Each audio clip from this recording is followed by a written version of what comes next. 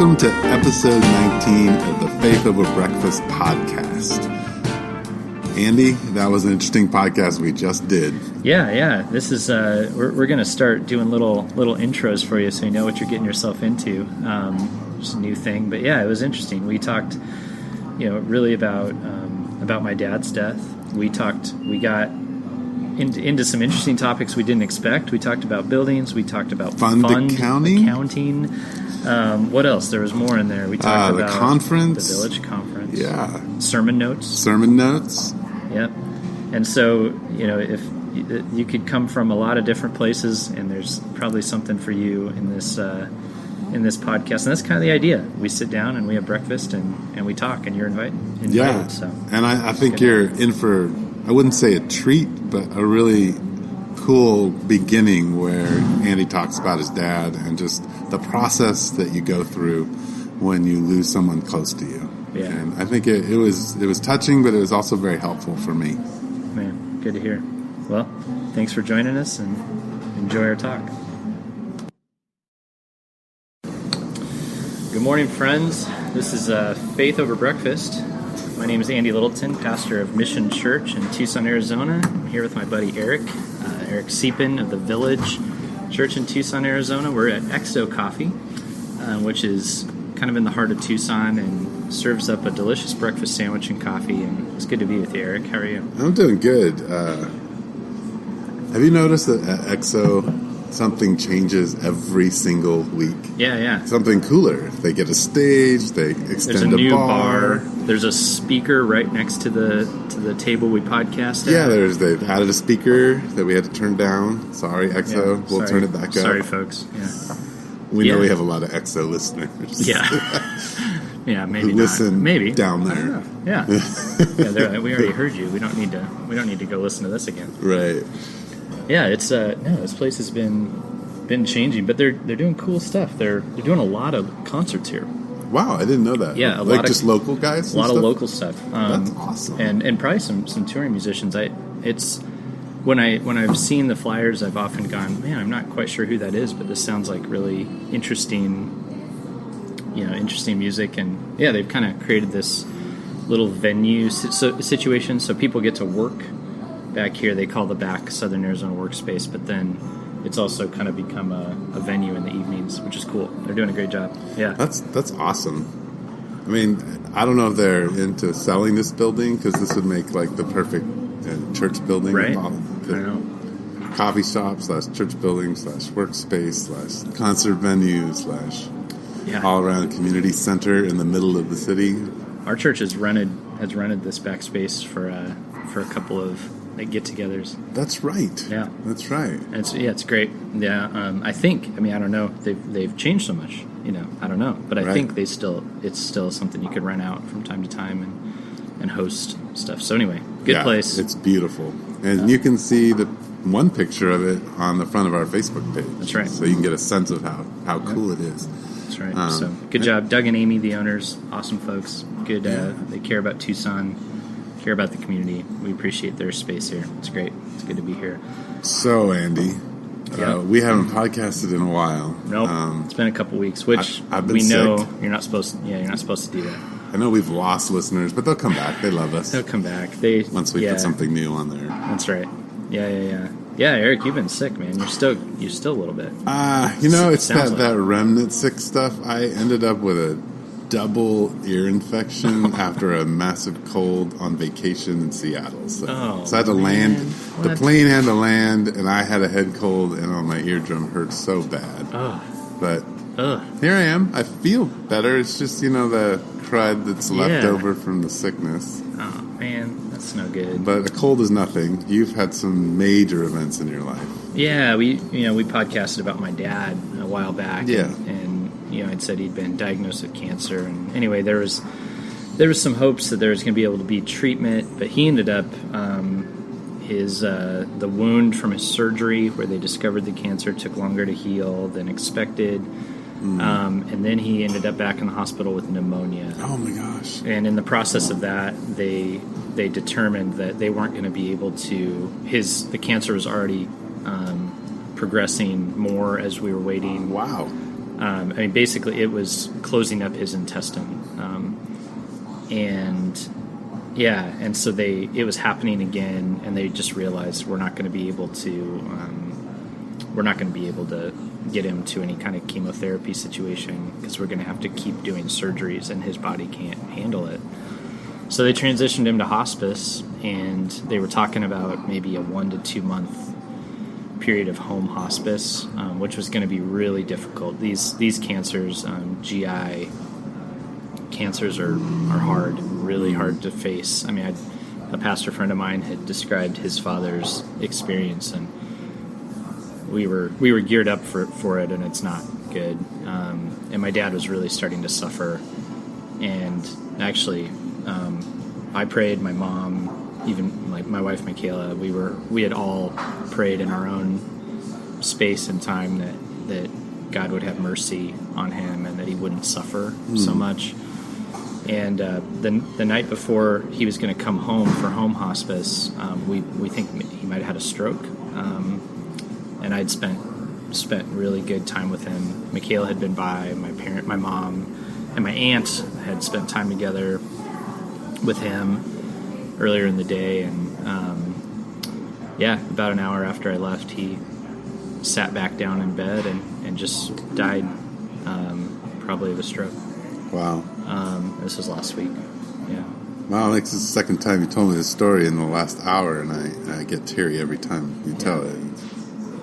I mean, I would say I'm sorry that your dad passed, but at the same time, it sounds like where he's at was a good thing. Yeah, no, it was. I had asked him a couple days before. I'd said, "Dad, are you praying anything?" And he kind of said, "Well, what can you pray?" And then he just kind of looked at me and he said, "Come, Lord Jesus." I knew what he meant. He knew. He was like, I'm gonna die. It's just a matter of time. And I think nobody wants to suffer, but especially not my dad. Yeah. If you knew him, he didn't want to be in a hospital. He didn't want any of that. He loved to be out on a walk, and he couldn't really get out of the bed. Getting to the bathroom was hard, and he was ready. Yeah. And it was mercy. But it was just sad. The 6 weeks leading up have been harder, and those were really, really hard to watch. Yeah. But I'm glad we got the time. Yeah. Yeah. And how's your daughter taking all of this? Yeah, my daughter's 10. She's very sad, but she kind of goes in and out of that experience. I think I've noticed that with other kids who've faced a loss. It's like they kind of can click back into just like playing with their friends, and then they'll be when you really start to talk about it or think about it. She was really close to my dad.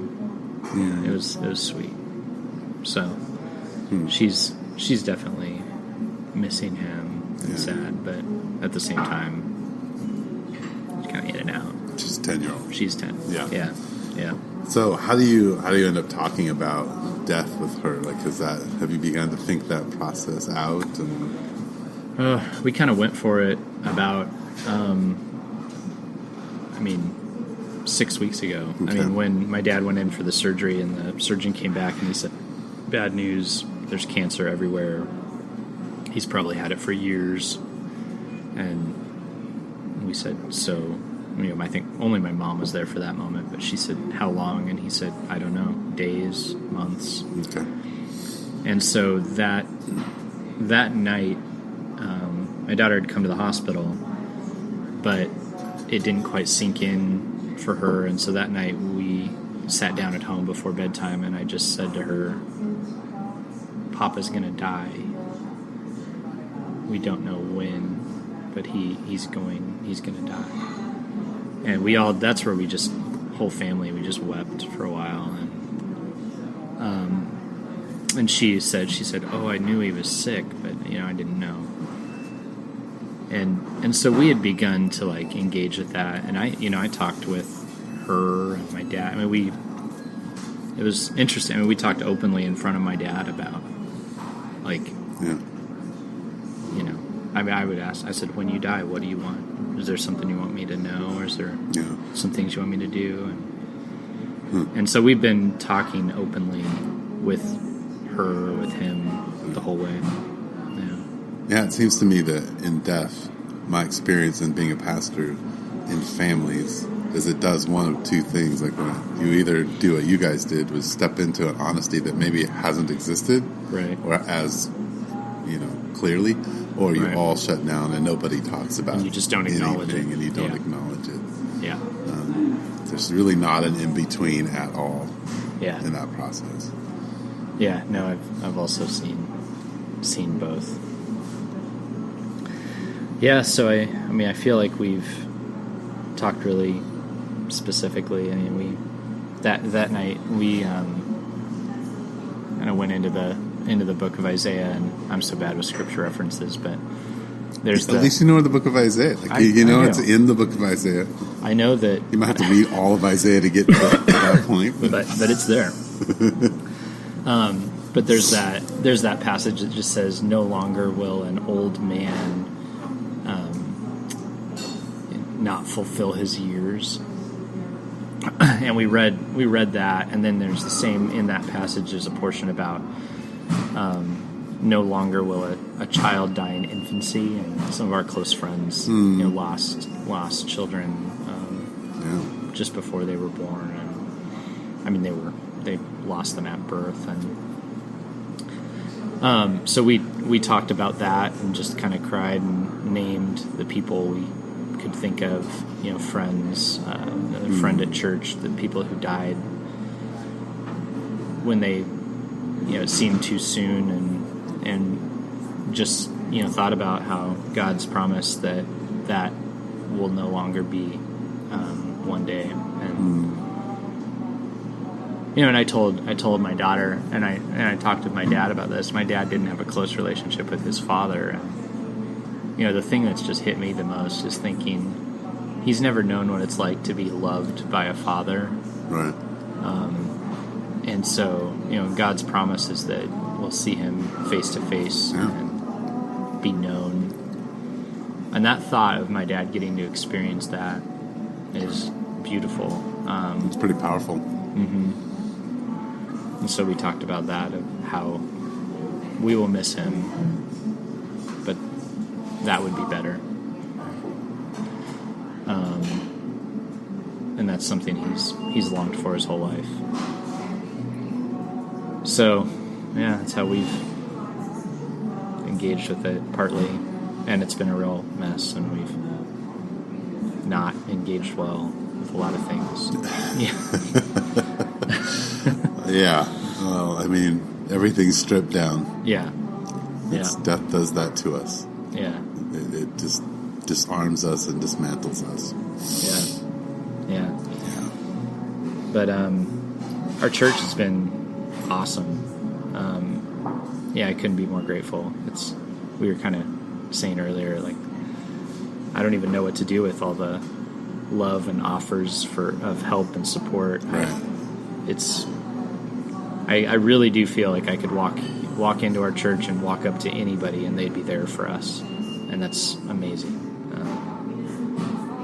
So yeah, really grateful. That's beautiful. Yeah, that's a really cool gift. Yeah, absolutely. So weighty stuff, my friend. Mm-hmm. Weighty stuff. A lot to sit in. Mm-hmm. You were saying that, like, right now you're just you've gone into got to get the basics figured out and everything done. Yeah. And that's something that's hard for you.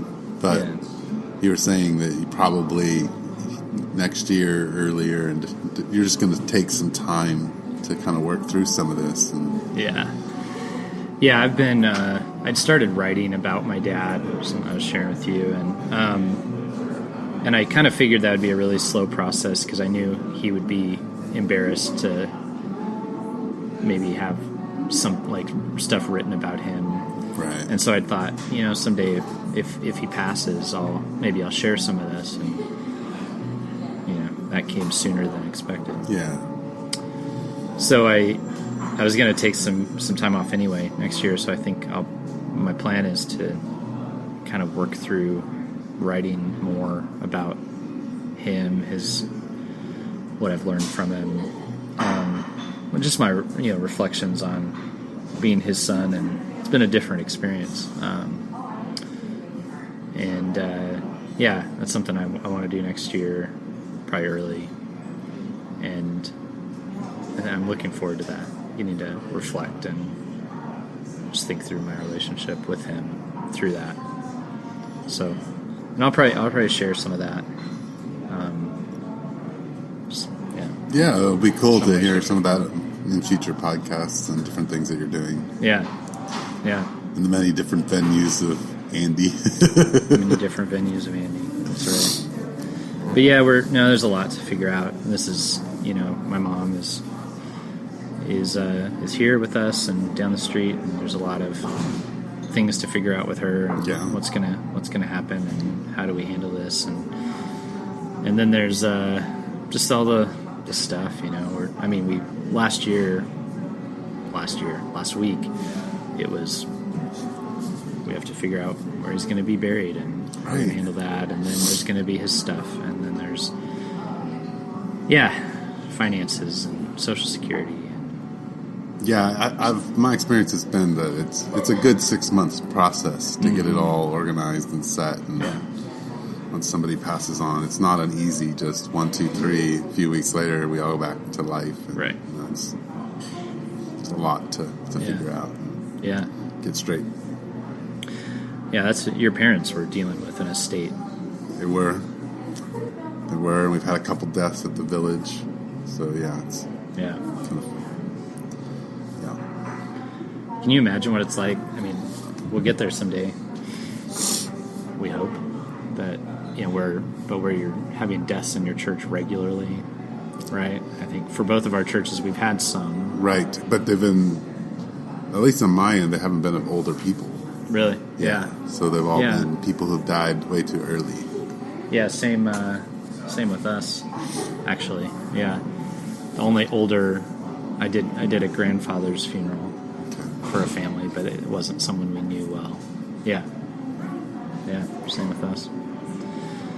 I don't like doing funerals. No, I don't either. It's funny. So I remember one pastor. It's probably one we know. He was talking about just loving, like, doing weddings and funerals. Would love to do those all the time. I did not get into being a pastor to do weddings and funerals. I don't mind doing. I'm very happy to serve folks doing their wedding or funeral, but that wasn't what it was. How about you? Gosh, no, I do not like weddings, and I do not like funerals. I like doing them for the people I love, right? But it's not why I'm a pastor. Yeah. Sometimes I get the sense that some guys would, like, if they could just do that, like, get that gig over and over all the time, they would do it. That's not me. Like, it's a way of serving and being with folks. And I'm all in, but it's not just like, I love it. Yeah. There's a lot on the line in weddings. Oh, right. And in funerals, there's pressure, a lot of grief and complexity. Yeah. Oh, yeah. And family, all the family gets together, and oh my goodness. And there's a lot going on. You should get right? Yeah, there's a lot of that pressure there, it seems. But so you've though had the village conference that we've talked about so much on here happened. It did happen. Yeah. And you even attended a little bit of it. A little bit, man. I feel like I should just say right now that I wanted to attend more, and I did not, as you know. But I was there. And we'll work through those issues later. Yeah. Can we get a counselor? Is there a counselor out here that can help Eric and I? Yeah. No, it was. Anyway, the timing was not good. But I wished I was there for more. It was really, really good. And I think in the end, we concluded it had the right number of people at it to do what it needed to do. And I think the people who did come to the conference, they came thinking, okay, like, let's see what this is. Yeah. By the end of the conference, multiple people were coming up and saying, oh, I have a long list of people that I want to bring to the next one. So there's a next one? Well, right now, tentatively, without really talking to the Holy Spirit or talking to God at all, sometime in 2019 we might put one on. Okay. But yeah, even one lady called her husband 5 minutes into the conference and said, "You are going to be. You should have been here." Really? Wow. So I think it went well in that the conference, like how it was laid out, it helped people get to the places they needed to get to, and I think it was pretty transformative and gave people an idea of how they can step into their communities. Yeah. Without having a bunch of programs and kind of be the one person to see, what God can do in their community. So, I don't know. Yeah. I think for our community, because the village was in and out. The village, I mean, at least the day I was there, most of the day I was there, I was like, yeah, the village showed up. Like, your church was very present. Yeah, they were, and then they would come, and different sets would come each day, and then Saturday a ton of people showed up, and and so we got a huge response from our community of just how good it was, and in particular, we did a huge creativity thing on Saturday, and that was just super powerful. Yeah, like I was so impressed in what our church put together and how they involved people in being creative and in the arts and writing and visual art and in music, and it was just like I think a lot of healing happened and a lot of like this needs to be an essential part of my life. So that was really cool. So yeah, I mean, I think it was the drain. I've never had to do 4 talks in 3 days, so that was and I do everything without notes. Oh, right. So that's 4 talks all in my head. Don't you like practice? I do practice them, but I got to practice 4 and have them all in my head, and hard, I have them. Yeah. I did use some, PowerPoint techniques to kind of keep me moving along. But Is the not using notes? Is that partly like strategic how you work, or is it like something you decided I shouldn't have notes? Like it'd be better to speak without them, for other people. There were 2 instances. When I was in college, I was in I always, you do a lot of talks or whatever, presentations in college. And I ended up doing a presentation in my women's studies class because, the secret is that most of my college is in women's studies and diversity and social psychology and all that. So you're the one that knows about women. Yes, I know all about women. Man, this is information we need to know. But I did a talk where I didn't have my notes. And I got people stopped me in the parking lot. I'm like, oh, that's one of the best talks I've ever heard. Huh. So I did that. And then one time when we first were planning the village, I forgot my notes. Oh. And I did this sermon from memory. And everybody, a large amount of people came up and said, don't ever use your notes again. Wow. And so from then on, I just started rehearsing my messages and practicing. And it helps with the dynamics. And, it lets you have a little more ad-lib space, too. So, which does seem helpful. I've changed my notes in the past month. They've become significantly less. And that's been interesting, but good. Yeah, that ad-lib space, it kind of worries me. Like, what am I going to do with that? It seems like it's been good because my voice comes out more, I think. But here's an example of what happens to you when you do that, just for an insight. This last week, I was sick most of the week. Yeah. I'm supposed to preach. So I put together a sermon on Jesus feeding the 4,000 in Mark chapter 8 in 3 hours. Yeah. That means all the practice, prep, setup of it. I thought it was pretty cool. Yeah. But the reality is, if I had my regular amount of time, I would have been able to work games together and connect things. I didn't have time. Yeah. So in the text, it says that Jesus is moved by compassion. Yeah. And so I'm going through this whole context of the sermon, and what I'm going to do is I'm going to come back to this word compassion, and we're going to work it out. Yeah. I get to it. I have no notes. I have 3 points of compassion and how they're played out. I forget. Oh, yeah. The second 2, so I have 1. Oh, yeah. So I cut it out and say, in my mind, and I say out loud, I have 2 points of compassion, and I have to make the other one up. Oh, man. And in my head, it's not that good. Right. When I talked to my wife, she's like, oh, yeah, I actually came up with 3 points for what you said, and they were these. And I'm like, oh, I didn't say that. But, isn't it great when people hear things that you didn't say that are really good? Right, but then they hear things you didn't say that are really bad. Yes, they do.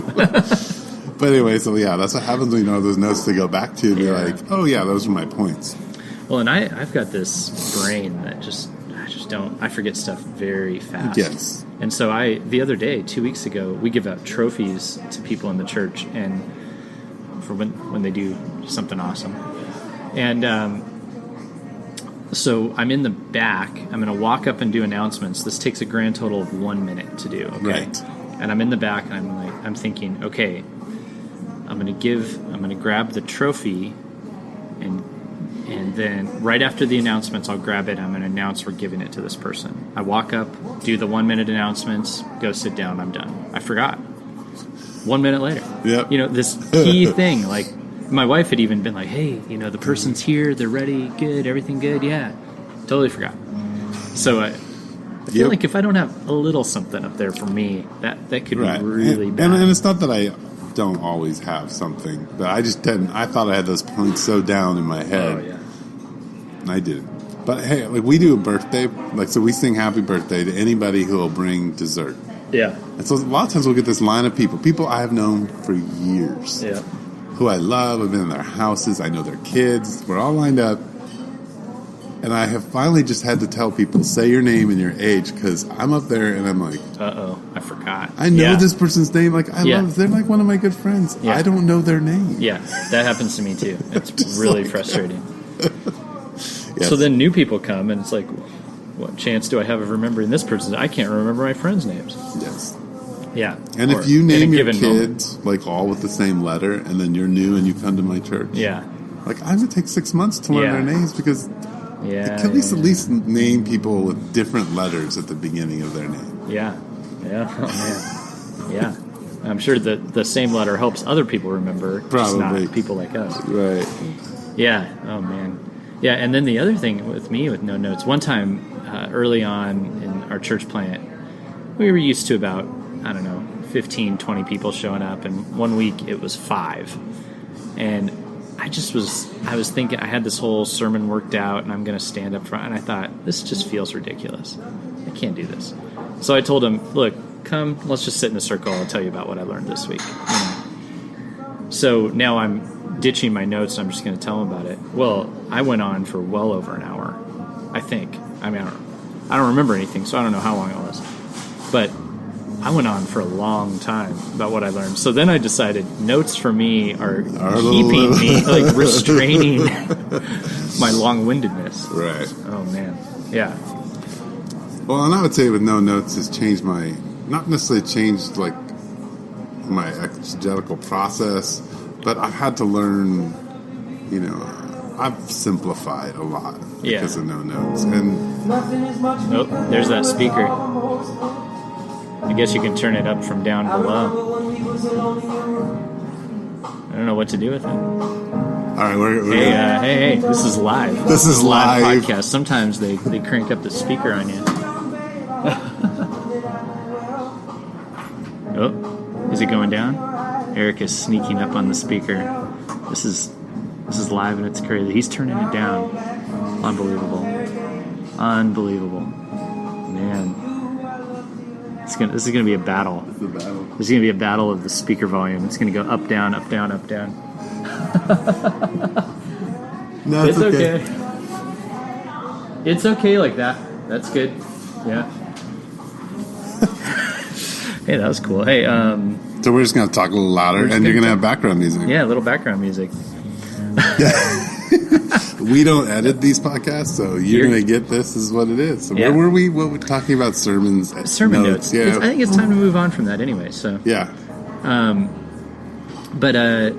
Yeah. Anyway, that's interesting stuff. I've thought about it a lot. Anyway, there was a lunch I went to recently where the guy suggested you have three 10-minute sermons and something very memorable in each one and put them together into about a 30-minute sermon.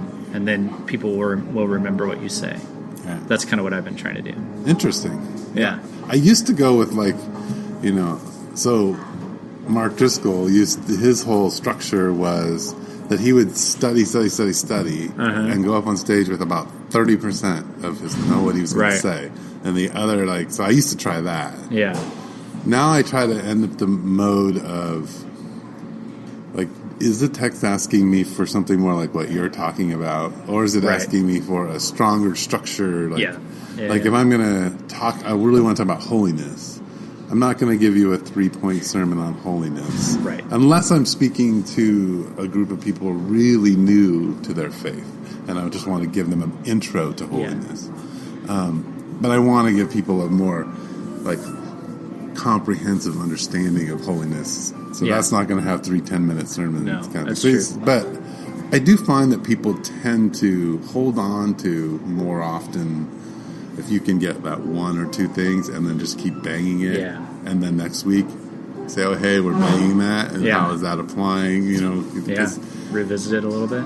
Yeah, I think people are, I am. I can't. I started thinking 52 sermons. Yeah. You hear 52 sermons, plus you probably listen to podcasts. How do you apply and integrate all that information into your life? You know. I don't do it. Yeah, I think about that all the time. Of all the sermons I've heard in my life, which are many, because I've listened to a lot, I've been a regular churchgoer my whole life. I remember little snippets here and there of a few. But then there's something about regularly hearing certain things that has ingrained them in me, though I don't remember the specific words or points. That they still taught me about grace. Yes, and reinforce them, even if I couldn't recall a bit of it. So I think that's sort of how. Just like school. How much do you remember from school? But then again, you do. It shaped you. You have this knowledge base. Well, and you're forced to practice it. I think that, a lot of times if we're not doing that, and if people aren't practicing what we're speaking about, and we're not practicing, you don't remember. Right. Yeah, that's true. Yeah, absolutely. Yeah, so, I don't always keep the same structure. Every once in a while, if the text demands it, I do something different. Yeah. And it's funny because you're speaking through Ephesians right now. Right. And Ephesians, it is a sermon in a lot of ways. It's a huge, long sermon. It's one thought. So you're taking it apart.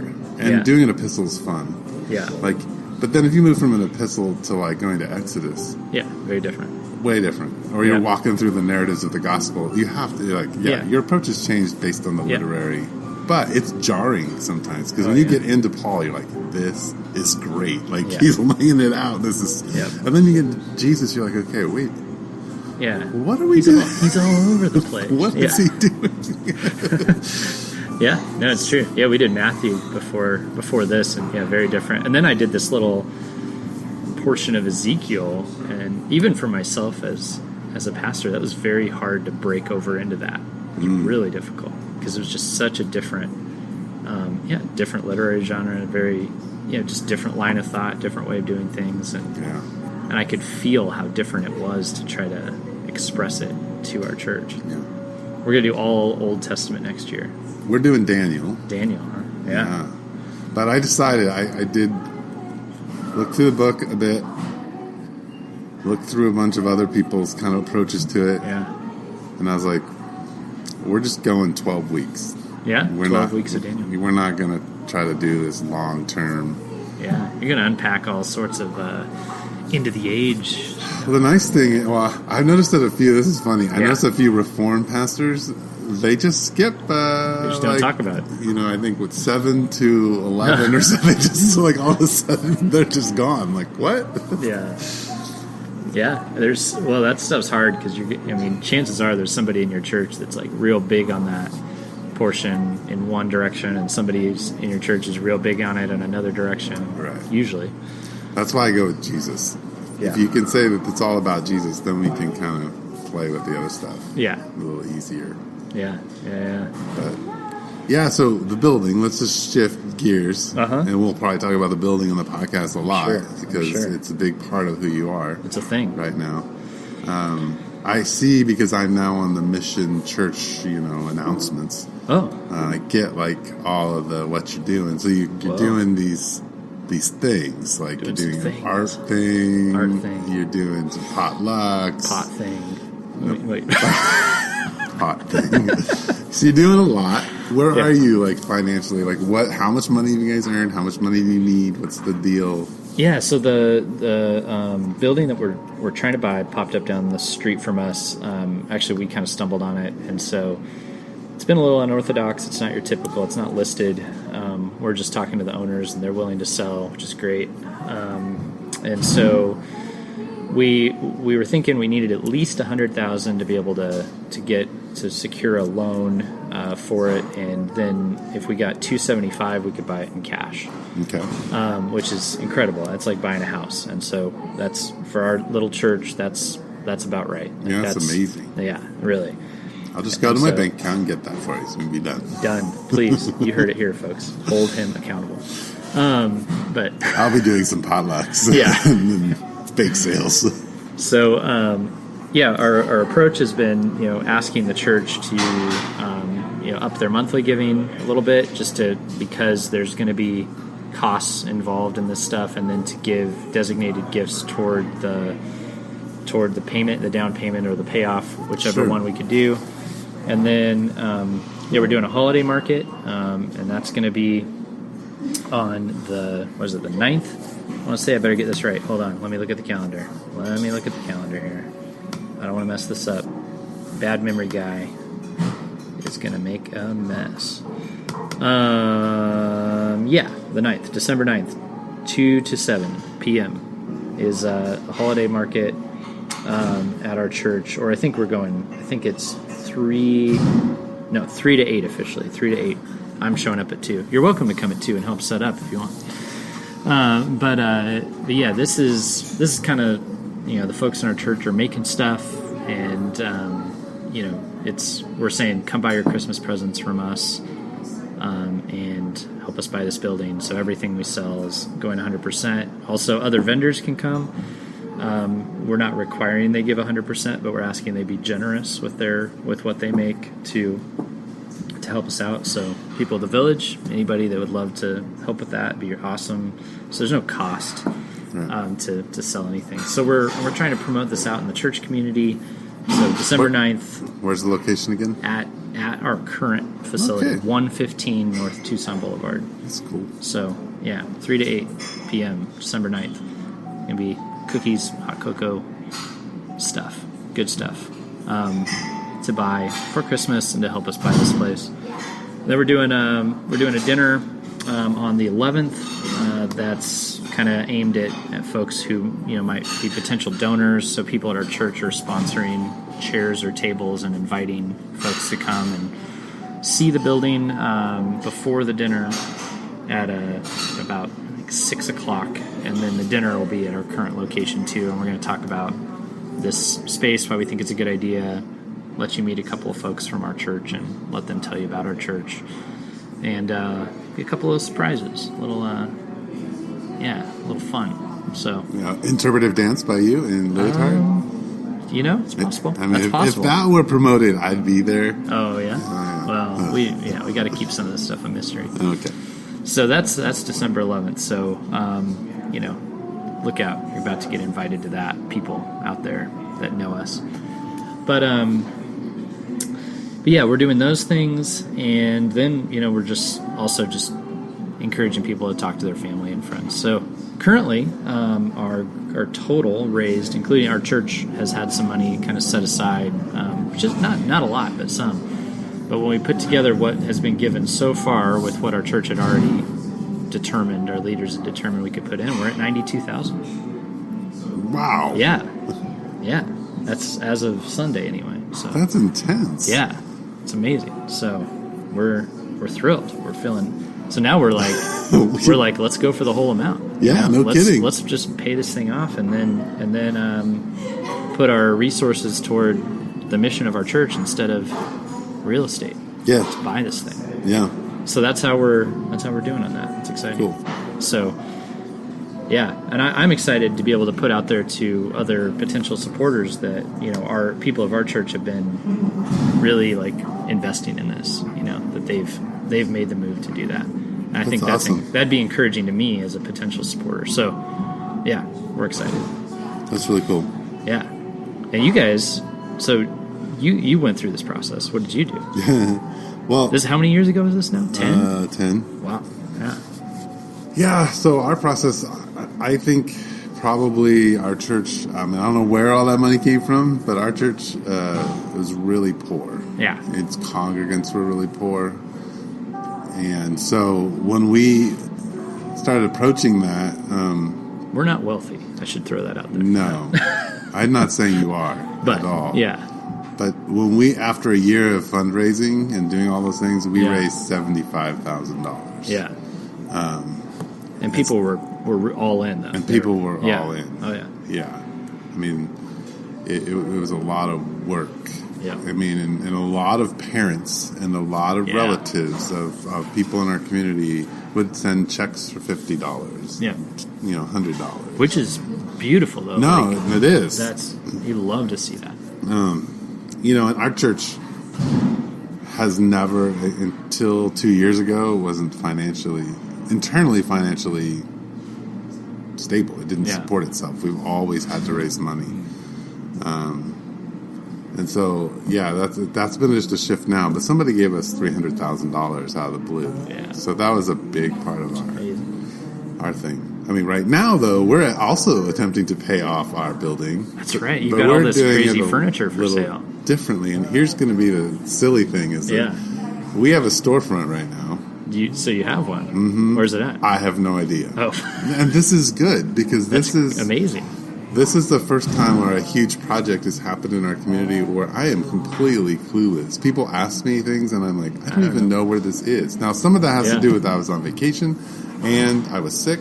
Yeah. And I told the people involved I do not want to know anything. Wow.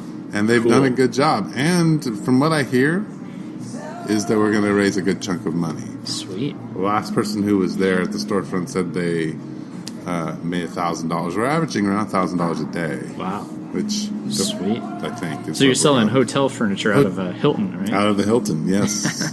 And we keep getting more and more. So yeah. And it's word of mouth. People have just started showing up. That's cool. And buying stuff. So yeah, we've had different types of. I mean, we've had people giving money, but we've also had. I think somebody's given us a car that we're going to sell. Oh, that's stuff cool. like that. I sold a car yesterday, but it was actually that was donated to the church, but it was for our deacons fund. Okay. But so there's all kinds of creative methods going on here for us. Yeah, that'd be an interesting. We're just all over the map, but it sounds like you guys have a lot of funds. So there's a lot of different kinds of funds in your church. Well, we don't by deacons fund. There's a little bit allotted to like helping people, right? And so the deacons are usually going to make the call on that. Okay. But this actually, like one of our big needs at our church is rides. So we've got several folks who get rides to church, and then we pick up guys downtown from Library Park.